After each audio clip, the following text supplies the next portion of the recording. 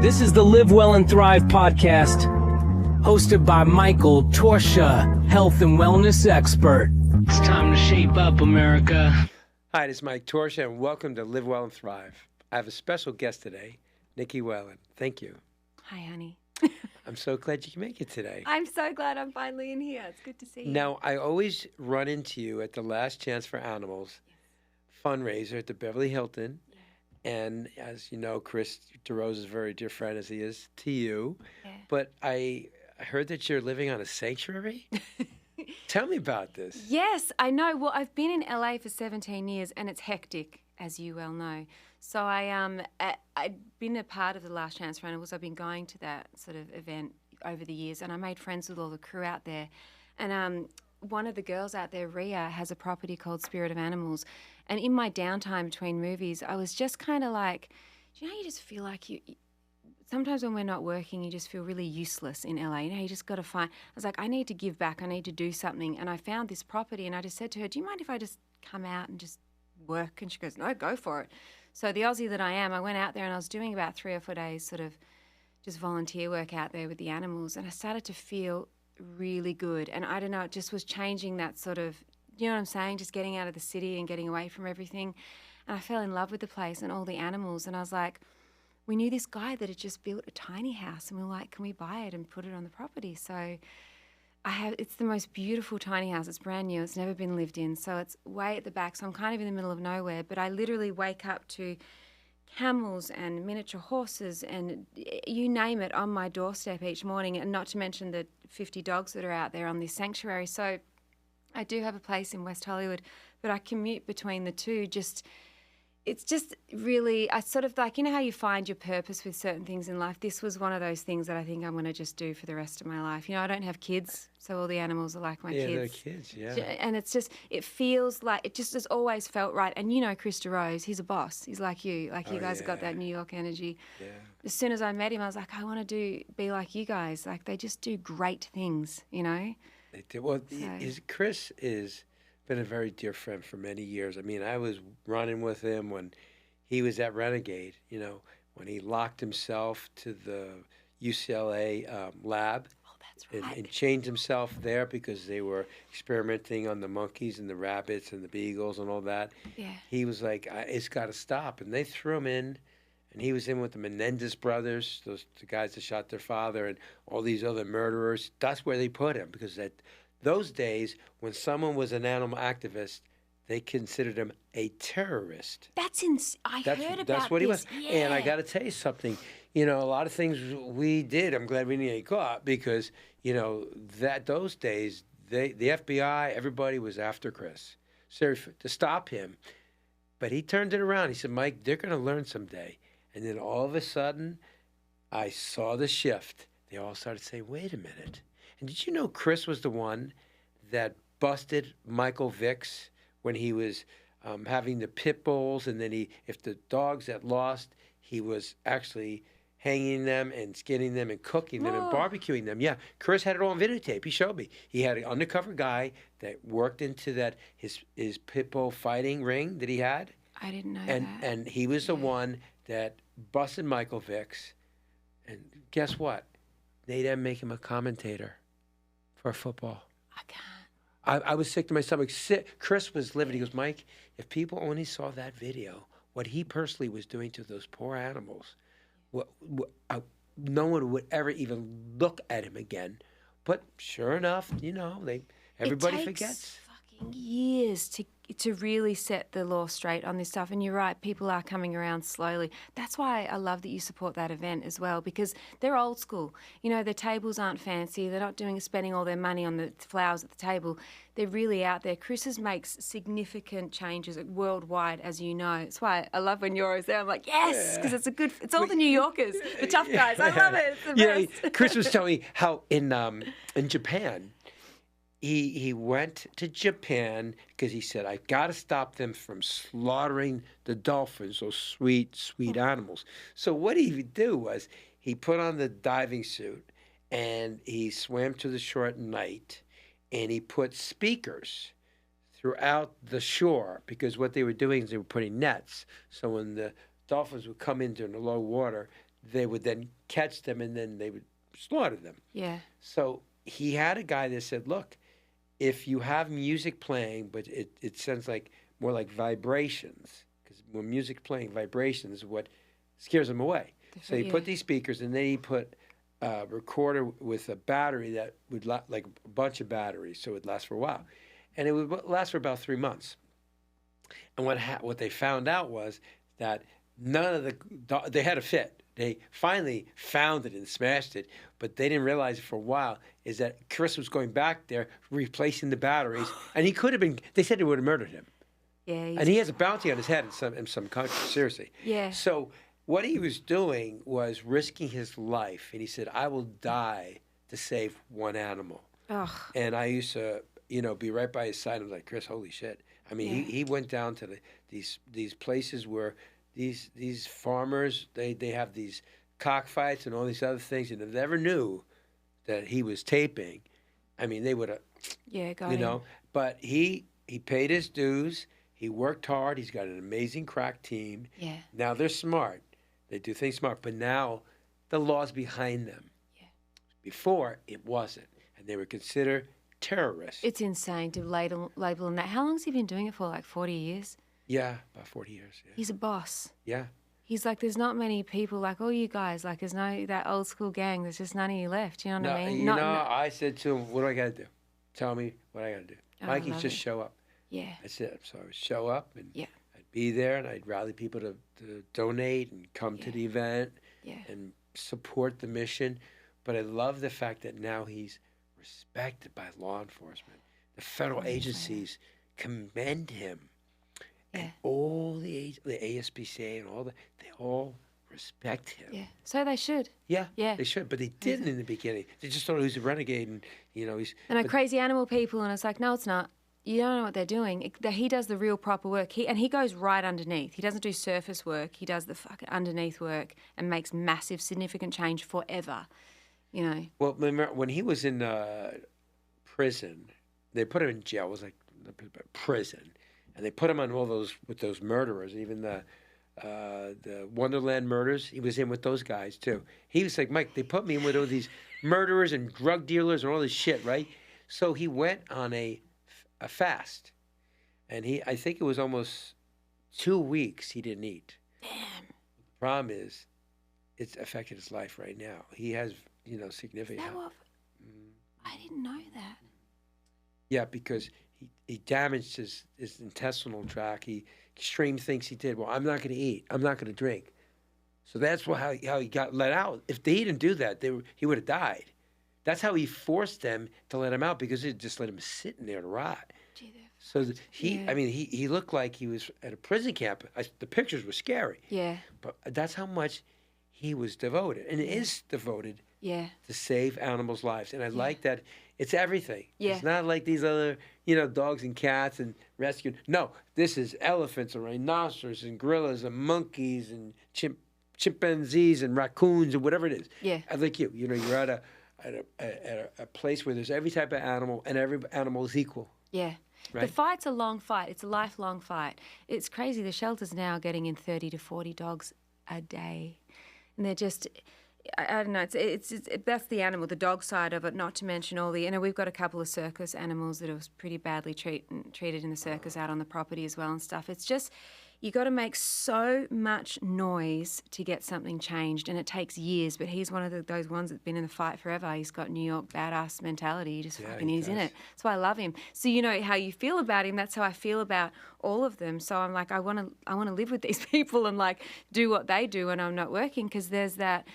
They're just good people doing good things, and I feel like when you remove yourself, because we're also self-absorbed in this business, and you got to be. Yeah, but you have to be. Sometimes you got to remove yourself too, and I feel like the only time the universe really gets behind me is when you're doing service for the earth. You know what I mean? When you get behind the earth, that's when things really happen. That's when I feel like I get the best results. I'm like, this is where I'm going to put my energy when I'm not filming. So I just love them all. But I really appreciate you taking the time, even when you were doing that movie, you left the set to come to the event for Last Chance for Ammo. I did. All right, tell the listeners and the viewers I what pissed you off did. all the producers. I was like, you got to get me out on this date. And they're like, we don't know. I said, listen, I'm not coming to Thailand unless you get me out on this date. It was a war to get me out. And my manager went to war for me as well. And they changed all the flights. I pissed everyone off so badly. But I said, listen, there's one event that I care about. And you've cut me right into it. So that movie was actually supposed to shoot a little earlier and it got pushed. I said, now you're messing with my time. I said, I told you in October, that's my month for these guys. It's all I ask. So I got to the event. By the time I got there, I was so violently ill. I'd caught something in Thailand. I was like half alive at that event. So I missed you there as well. It's like, I was so sick and I had my dog with me at the time and I was just traipsing around. I'm like, just got to get through the event. It means so much to me. And I don't have the money to help support them, but I give them my time and my energy. And I think I just want to let as many people know about these guys. Well, it's just the fact that you showed up means so much to Chris. He said, when I see people I care come and show up, that's what most important. Yeah. He said, we want to raise much money, but just to see the people there is good enough for me, you know? And I didn't see you during the cocktail hour. Yeah. I was like, what's going on? It's not like Nicky. And then I was with Frank, and I thought I saw you, but I go, no, I thought I was hallucinating you. You know, like my imaginary friend is here. I was really off that night. I actually did the red carpet too. I was so sick. I was sweating on the carpet. I couldn't, I don't know what I caught in Thailand. It wasn't COVID. I got something. I was violently ill for weeks. So I was on the carpet. I don't remember what I was saying. Like, just got to get here. So anyway, I love that that's something we share because I just love that you're in with all those guys. But of course you are. Yeah. The New Yorker team, they're the best. Yeah, we get shit done. Yeah, you fucking we don't do. mess around. And if we have to, we'll go around the back or through the roof or whatever we got to do, we get in there. You know what I mean? Because there's always a way. There's always a solution. Yeah. You just have to be creative sometimes, you know. New Yorkers are like the Aussies. Yeah. We like a good fight. We get in the ring. When's the last time you were in Australia? At Christmas. Yeah, I go every Christmas. I'm so close with my family down there, and that's like, I went for 2 weeks and stayed for 6 weeks. It was just a beautiful summer. So brothers, sisters, I don't even know. What? 3 older brothers, an older sister, my mum and dad. My dad passed away a couple of years ago. So sorry. Yeah, but he was with my mum for 50 years. I'm really lucky. I had a good gang down there. I got really lucky. I had a good family and beautiful brothers. We're not perfect, but just beautiful brothers and a beautiful sister. And my mum and I are best friends. We FaceTime every day. I do always have that. Coming out here, a lot of people are escaping family lives and things. I was never escaping Australia. I love Australia and I love my gang. It's just, this is where to make the movies. So now, did you come here to be an actress? Was that why you, did you study in Australia? I was a TV host for years. So I did, when I was from 18, I did like a travel show and sports programs and interview, and I just wanted to be an actor. And then Neighbours, the very famous soap opera, came to me and said, would you like to come and audition for the show? And I was like, yes, finally an opportunity to act. I dropped everything and I got on the show. But I had been travelling back and forth to America since I was 18, just partying, meeting up, because that was my goal. And I'd met a few people over here, and one of my trips over here, I got in with a gang of the SNL crew, and they're like, we're making a movie, you want to come over? So I had to leave Neighbours early and left and got my visa and came straight here. I was 25 or 26 at the time. I'm 42 now. Like, it's been a journey, but like I sort of came over by myself. It's daunting. It's daunting. Like the streets, the driving on the other side of the road. It's one thing to visit here and party and have fun. It's another thing to sort of come out by myself. And I sort of knew a few people, but I was lucky I had an agency that had signed me over, so I sort of had a transition into a team that looked after me, but fuck. I listen, I know about that because when I was training Kevin Spacey for Unordinary Criminals, I was in Ireland and they gave me a big Mercedes to drive because I told them because I was cooking for him too. Were you? I didn't know you did this. Because I do that once in a while for actors, because I know That's how to cook. why you look like you do, by the way. Well, but this is what the studio said, well, we want you to cook for Kevin. So I said, well, tell you what. I'll cook for both of us, but you're going to pay me extra because I'm not going to be someone's chef, but I'll make us meals. So I was making us breakfast, I'm making lunch, I'm making dinner. Yeah. Throughout that whole, when we were doing American Beauty, that was the main movie I was preparing for. I started over there. Yeah. And that's my journey. But I had to get in the car. I wanted to get in the car And and I was like, I thought the steering wheel was there. He goes, no, sir, it's over there on the other side. So then I started to go down the road, and cars are coming towards me, honking. So no, so now I'm driving the car, and I'm like, oh, this is crazy. So they gave me directions on how to get to the market because I wanted to pick up some meat, and the butcher and the vegetable store was right next to each other. Yeah. So I drive over there, and I'm still like, always on the wrong side of the road. I always have to switch over. But I see people peeping at me, like raising their hands, like, what are you doing, crazy? Yeah. I pull up with this four-door Mercedes, and about to shut the car off, a woman opens the back door and gets in.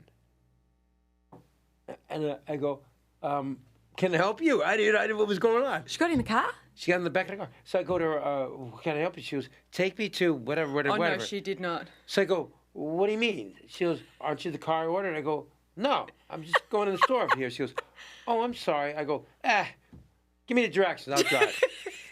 Okay, she would have loved you. So I drove her, and it was really like half hour away. It's like, oh, shit. So I dropped her off, and she wanted to give me something. I said, come on. Nah. Oh, you're so sweet. Thank you. So then I got lost for like 2 hours. Now, Kevin's calling me. Where the fuck are you? I need to eat. I just got back from the set. Yeah. Right? I go, I don't know. I'm lost. I don't know where the fuck I am. I'm driving some Irish woman around the countryside. The Irish would have loved you. So wait a minute. So now I go back to he had this beautiful house. It was like an estate. And I loved it because it had this killer kitchen with Viking appliances and everything because I love to cook. So I whipped up the meal right away. And as we were eating, I was telling him, I got to swear, he was crying in tears, laughing his ass off. Because I was just going, I can't fucking believe it. I pull up, she thinks I'm her fucking driver, and then I drive her. She says right down the road. It's half hour down the way. So, but that's like my style when I work with actors, whether it was Al Pacino, Matt Damon, or Nicole Kidman. I story tell while training them. Yeah, they love So they laugh. They're constantly, like Sinbad and Rodney Dangerfield, Roseanne Barr, Kim Cattrall, all these. I love Kim Cattrall. Oh, I love her. I got her ready for Sex and the City. I think she is, yeah. Because I feel like she's got a German background. I've watched Sex and the City because I'm a woman and that's what we do in our downtime. We just watch over and over episodes. Tell me about Kim Cattrall because remember she was in Big Trouble in Little China, right? So Joe Mantegna is a very dear friend. He was doing a movie with Christopher Reeves and Kim Cattrall. Yeah. So Joe Mantegna said, why don't you come to the set because Christopher is playing a detective that gets shot in the back and he becomes paralyzed from the waist down and has to be in a wheelchair. And Christopher says that his shoulders and arm are always sore all day. He needs to strengthen it. So Christopher wants you to come to the set to help him out, strengthen his arms and shoulders and his chest muscles. So I said, sure. So I went to the set to train Christopher Reeves, which God bless his soul. What a beautiful human being. Oh, you got to meet him. So He's when a beast. I was in the trailer with him, he goes, Michael, all day long, I'm just shooting scenes in the wheelchair. And he goes, I'm so sore and uncomfortable. I'm sweating. And God, he goes, I just feel so horrible for people that are like jailed in a chair like this. He goes, it's such a terrible thing. Just be sharing with me. I go, boy, I can imagine. I don't like sitting down anyway. He goes, either do I. So then I showed him, what to do, and he called me up and said, thank you, I'm feeling better. And I go back to the set, and I was doing workouts. He said, I'm not sore anymore, thank you. It's great, I can move around. I had him doing tricks with the wheelchair. We was having fun. Oh, really? Now, that's when I met Kim Cattrall. And Kim was saying, Mike, I need your help, but I hurt my back when I was doing stunts, because when she did the movie Mannequin, that very cute movie she hurt her back really bad. Okay, so she hurt it, ate a few discs. So I had to do physical therapy for her first, then strengthen her, and then we just focused on, because she's stocky, so she had to get the hips down, the butt tighter, legs slimmer, calf slimmer, and just overall tone the body. So she was saying, I have to be the best I can because I've got to audition for a movie that's going to change my career path with HBO. and it was Sex in the City. Stop it. I have goosebumps. Yep. She's a very dear friend. She is, by the way, she is a beautiful, beautiful woman. Like, if you watch her, and she wasn't like in her 20s when she did Sex in the City. She was in her 30s and 40s. She looks magnificent. She gets her gear off a lot in the show, and she's beautiful. I mean, we love her from Big Trouble in Little China, right? Right, yeah. Remember Old School, one of the greatest movies ever. But she was really lovely to work with. And so let's now fast-track this. Later on, I was training Van Sant for The Sopranos. And then, Stevie Van Sant would come out. We stayed at the Peninsula. We trained over there. And then we got to eat, hang out, whatever. So then they had the Golden Globes. Yeah. So, of course, I was friends with Jimmy anyway from a little ways back. So I'm at the Golden Globes, and I'm sitting next to Jimmy and Stevie and all of them, the whole cast of Sopranos. Yeah. And we're just having a fun time. And there was Kim across from us with the whole cast. She came running to the table and says, I love this man. I got to tell you, I was in tears. Oh, she goes, you changed my life. You helped me with my career. Just really, really wonderful. It was touching. And I got to tell you something. I loved when someone appreciated my work. Yeah. Well, the thing is, I feel like a lot of those guys have got you to thank, because you can't step out there alone. You need a team behind you. And the biggest thing is, how do I look? So getting someone to come in and feed them and train them, like you're their goal. The trainers are always right by their side, number one, everything. You're there for confidence, mental, everything. You guys cover across the board. So I feel like, I mean, you've trained some awesome people. Al Pacino was the best. One of the funniest. I mean, the workouts with him were hysterical. Which movies, when you were working with him? What he was getting ready for Insomnia with Robin Williams, because there was a scene where he had to chase him in the woods. Yeah. And Al said, hey, listen, Mike, when I was doing Heat with De Niro, he said, remember the scene where I'm running down the street after him in the bank scene, robbery? Well, he said, I tore my hamstring off the bone. Ugh. And they had to shut down production for 5 weeks. It cost them millions of dollars. So I can't get hurt again. Plus, he was married to Beverly at the time, and he had the twins. And he said, listen, I want to be able to dance at my daughter's wedding. Oh. So I said, of course, I'll get you in great shape. Yeah.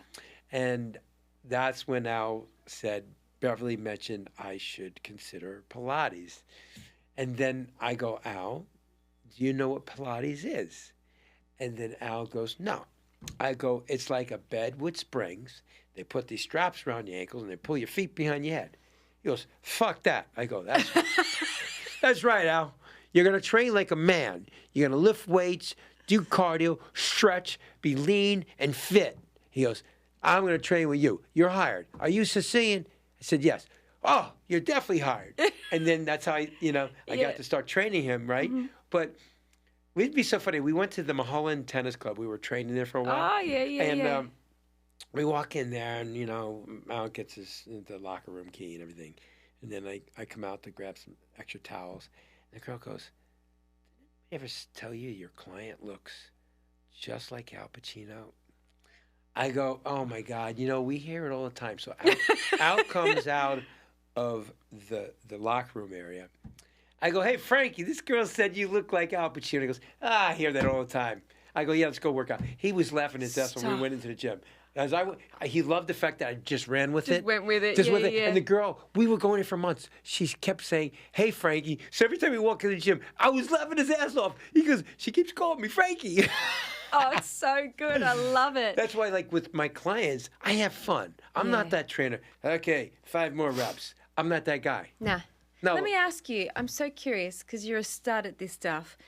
Number one best sport in the world for the body? I'd say... For women and men? I'd say gymnastics. Yeah. They have the most incredible bodies, both upper and lower body. Yeah. When you see the gymnasts, wow. Look at those I did not think you were going to say beautiful that. Okay, glutes. Yeah. And hamstrings and quads and full calves and the deltoids. Just everything's like perfect. Yeah. And their form and technique when they and they're dismount. lean as well. The core is ripped. Yeah. You never see a chubby gymnast. No, you don't. Never. Now, I dated Pasha, who is the Russian gold medalist for ice skating. She was my girlfriend for a while. Wow. I got to tell you something. She trained 16 hours a day, sometimes 18. The coaches were brutal. I mean, she shared stories which I'll never repeat. But she had the most incredible, powerful legs. And when she wore shorts, I was like mesmerized. It's amazing. The glutes, the hamstrings, the calves. The upper body wasn't as much, but the lower body was just from the skating. Yeah. And she never even did weight training. She just from the skating, all the hard training they did. But the gymnasts have the most magnificent bodies. You reckon that's the best workout for humans? Oh, the gymnastics. Well, the only problem is it's hard on the body if you do it, very extensive. But if you did some gymnastics, it'd be good. But gymnastics, I got to tell you something, and it's the whole body is affected because you have to have upper body and lower body because mainly women have lower body strength and less upper body strength. But sometimes other women have genetics and they have more upper body strength. Yeah. But gymnastics, I would say, is just a wonderful sport. But again, when you're training the body, I do believe that people should do yoga, and if they want to do some Pilates, they can. But you got to do weight training. Weight training stimulates hormone production and increases bone density. Do you know seniors are mandatory to train with weights 3 times a week in all those senior homes? Really? Because it's better than taking any kind of medication to increase your bone density. It also stimulates hormone production. You don't have to train super heavy and hard, just consistent with good form. It's all you need for the body to get your bones stronger and to build more muscle. Because the more muscle you have, the more fat you burn. So let me ask you another question. Now I'm interviewing you because I love this stuff because you know it so well.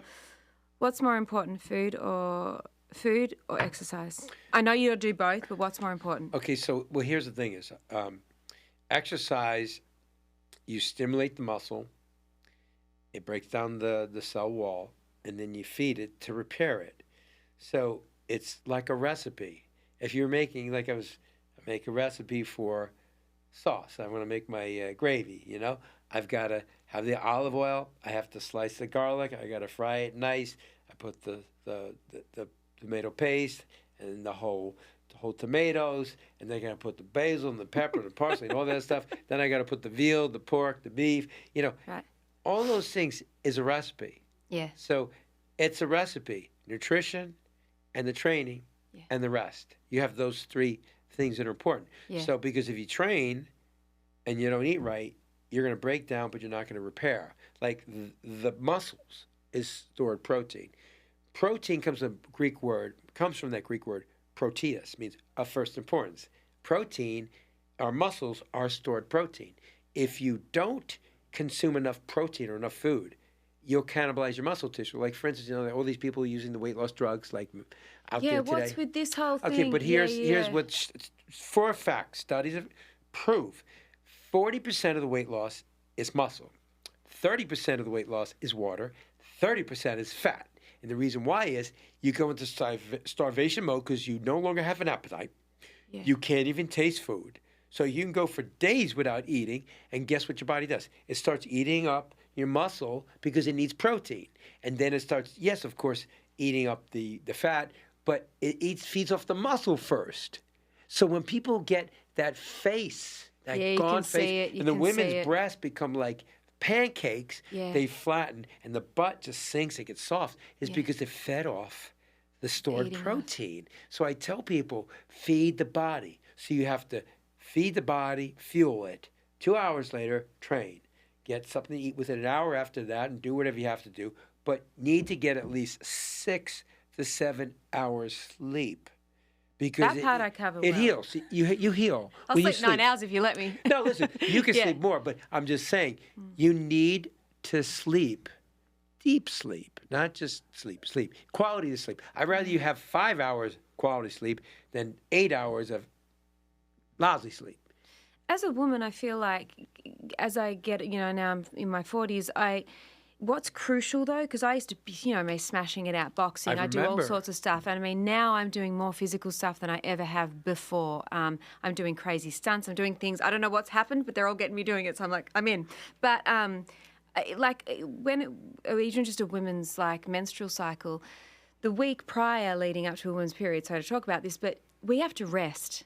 And, I think we need to be on a different schedule to men. Like, I've noticed that when I give myself 3 or 4 days off in those times, I'm way more beneficial. My body doesn't change too much. Women are so sensitive. Our whole month is like this. You've lived with us your whole life. You know what we're like. Yeah. So I feel like I throw my exercise now into a lot of how I'm feeling. Like, I try to be consistent with things, but I do I will take 3 or 4 days off and rest as a woman. I feel like that's important. No, you do, because you're right. You have to listen to your body. Yeah. Because just like when I'm training, now some days I'll go in the gym and I feel I need to pull back. I can't push as You hard do? today. Yeah. I listen to my body. Yeah. When you go through the menstrual cycle, and that's a very intense period in those Yeah. few days, actually it's better to do more like gentle meditation, breathing, centering, because the body needs to heal. It's cleaning. It's a natural way of cleaning the body. So you shouldn't be doing anything intense. I feel like a lot of women are smashing it out because I've done it to my body before, and you know what? No, it's so hard to recover. I think we have to remember we're women still, and we've got to do. Yeah, no, you have. I would do things that are more gentle Yeah. for the body, more spiritual, more emotional, more Yeah. relaxing. Let the body do what it's supposed to do. Yeah. During that period of time. Yeah. You're right. Listen to your body. Yeah. But if you do some things like some stretching and other gentle things that are not putting a strain on your body, you'll get through it easier. If you exercise, it's going to put you through. It's going to drain the shit out of you, and it's going to weaken you, and you have to be up to optimal performance level. So you're acting. Yeah. You're better off just cutting back on the carbohydrates if you're not exercising. Remember, if you're not exercising, pull down the carbohydrate, which is the energy food. And the chocolate. You'll be fine in the chocolate. No, because that's what I tell people, just your carbohydrate food. And you got to remember, when you're consuming food, the earlier in the day, eat the higher carbohydrates. As the day goes on, it should be mainly protein and vegetables, because your bulk of your carbohydrates should be breakfast and lunch. The rest should be salads and protein foods and all kind of roughage foods. Lighter, yeah. Lighter, because that's... Yeah. Because think about it. Why would you have all this carbohydrate at dinner when a few hours later you go into resting mode and sleep mode? Yeah. It's slow. Your metabolism is burning the slowest. So when you fuel the body in the morning, it's burning like a flywheel spinning much hotter, much faster. Yeah. So when you eat it, because that's why I tell people, it's not just what you eat, it's what time you eat it. Interesting. If you would eat like, just do all the calories and eat a ton of pasta and breads and stuff at dinner time, and then all protein, that's the wrong thing to do. But if you switched it, they've shown that when people ate all that pasta and all that rice and bread in the morning, they actually lost weight because they shifted to the morning. Just from eating those energy foods to the morning time, I got this all around the wrong way. I have a coffee in the morning and don't have my first meal till 2 o'clock in the afternoon. No. Fuel your body. I'm doing this wrong, Fuel aren't your I? body. I'm doing this very, very wrong. No, it's a reverse. Yeah. But I guarantee your muscles will get tighter. Do you know when you increase the protein, your body gets tighter, the skin gets tighter around the muscles? Especially when I was working with a lot of these actors and actresses. I said, listen, protein 3 times a day. It's going to make your muscles harder, more dense, and tighten the skin. So they didn't realize it. I just help people by adding more protein to the diet. Basically, it didn't make a difference because when I did the protein, their body changed. When it didn't matter about the exercising, it was more that the protein, because the body gets strong and hard and denser with higher protein. That's why I tell people higher protein, please, especially if you're in a rigid training program and you're doing stunts. You need to be repairing the body. Oh, I'm knackered after a movie. I need weeks to recover now. Yeah, it's tough. Yeah. Mind you, I was a heavy smoker for 20 years. I don't smoke anymore. I haven't had one for a couple of years. But it's funny, it kept me so lean. But when I got off it, I've had to reset my entire system. It is the worst thing to reset when you've been a smoker. Okay, so for a fact, Yeah. this is proven because I read all the American medical journals. Yeah. When you smoke cigarettes, it stimulates your metabolism by 15%. Yeah. That's why when you stop smoking, you put on the weight. So you have to do something to compensate for it. Otherwise, you'll get this bloat. And That's how I work. Right, that's what So happens. I'm still getting rid of it, by the way. 2 years later, I'm still trying to I relied on it. Nicotine is a stimulant, and it stimulates your metabolism. So that's why a lot of times people smoking a lot are very thin, because it does. But that's a very dangerous way to stimulate. It's such a nasty, it's such a shitty habit. It's just a nasty Listen, one. I can't get in a person's car that smokes. Yeah, it's Their breath nasty. is hideous. Yeah. You know, I mean, I go to the Grand Havana room, but the problem is Oh, yeah. because I take meetings there, but then they have the best sushi, by the way, over there. They do, I go home, I have to put my clothes in a garbage bag and put it in the hallway, and I got to take a shower because I smell. My hair, my skin smell, and I don't even smoke it. I'm just sitting there at the dinner or lunch, right? And they're puffing away, and the brown smoke is going by my face. I'm like, oh, it's nasty. This was my parents' era. My mum didn't, but my dad smoked his whole life. You know, it's like you grew up in a household as a kid. Everyone's smoking. I remember when I started smoking, I'd sit at the kitchen table with my mum and smoke.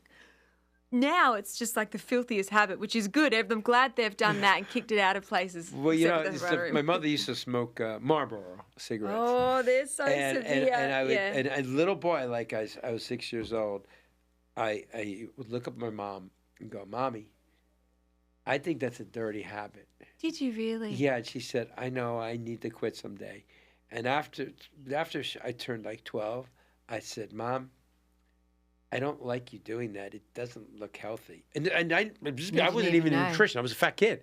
I wasn't into nutrition. I just told my mom. My mother goes, "I'm going to stop for you." And she did that one day. Did? She stopped. Mm-hmm. Mm-hmm.